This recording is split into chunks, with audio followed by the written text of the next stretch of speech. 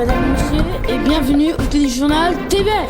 Je suis Ryan Zenaji et aujourd'hui, à l'émission, nous vous proposons un petit retour dans le temps en explorant l'évolution de l'environnement, de la technologie, de la consommation depuis 2024. Cécile a rencontré une biologiste parler d'environnement et d'animaux en voie d'extinction. Aujourd'hui, nous parlons avec Raphaël Larousse, une biologiste expérimentée qui va nous parler des effets du réchauffement climatique sur les animaux. Madame Larousse, on parle du réchauffement climatique depuis longtemps. Pourquoi c'est important de parler? On sait que depuis longtemps, le réchauffement climatique a un impact important sur les habitats naturels tels que les banquises qui fondent à grande vitesse. C'est pourtant l'habitat naturel d'un grand nombre d'animaux sauvages tels que l'ours polaire, le manchot et plusieurs espèces de phoques. Le réchauffement climatique a des conséquences météorologiques extrêmes comme les feux de forêt qui détruisent chaque année plusieurs milieux de vie d'espèces naturelles. Nous savons également que les animaux n'arrivent pas à s'adapter au réchauffement climatique. Que pourriez-nous faire pour les protéger? À petite échelle, on peut commencer à économiser l'eau en se douchant un maximum de 15 minutes et en ramassant l'eau de pluie dans des tonneaux au lieu d'utiliser celle du robinet à chaque fois.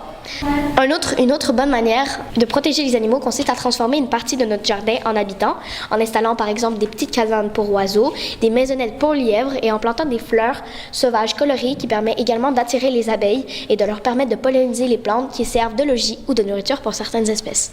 Merci pour cette entrevue, Madame Larousse. De rien, au revoir. Merci Cécile pour cette intervenue. Nous allons maintenant voir Adam et un directeur de concessionnaire pour nous parler de voitures électriques.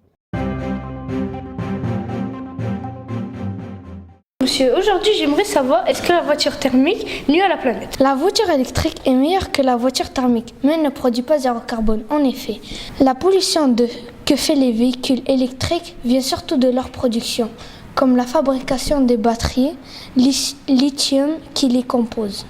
J'aimerais maintenant savoir, est-ce que maintenant, en ce moment, vu qu'on est en 2044, est-ce que la voiture électrique est obligatoire? En 2035, le Canada interdit les ventes de voitures à essence. Une douzaine de pays a fait la même chose.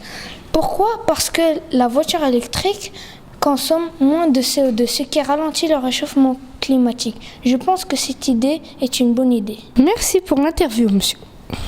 Merci Adam pour ces informations sur les voitures électriques. Délie s'est promenée dans un magasin automatique pour avoir l'avis des passants sur ce genre de magasin. Alors aujourd'hui, nous sommes devant le magasin Amazon Just Walk Out et nous allons faire un Vox Pop. Comment trouvez-vous l'évolution des magasins Just Walk Out? Cela me permet d'économiser du temps et éviter les files d'attente. Je suis vraiment impressionné. C'est vraiment pas comme dans mon temps. Hein. Vous saviez comment c'était dur avant. Pensez-vous que d'autres magasins devraient adopter la même astuce? Non, qu'est-ce qui vous dit que les machines ne vont pas causer une panne de courant? Et n'avez-vous pas peur que les robots se retournent contre vous? Parce que je trouve que c'est plus efficace et ça évite de perdre du temps. Non, encore, je trouve que ça rend les gens trop paresseux et je veux un contact humain, comme à la bonne vieille époque. Merci Délie pour votre Vox Pop. C'était tout dans le téléjournal TVF. Merci mesdames et messieurs de nous avoir écoutés et bonne soirée.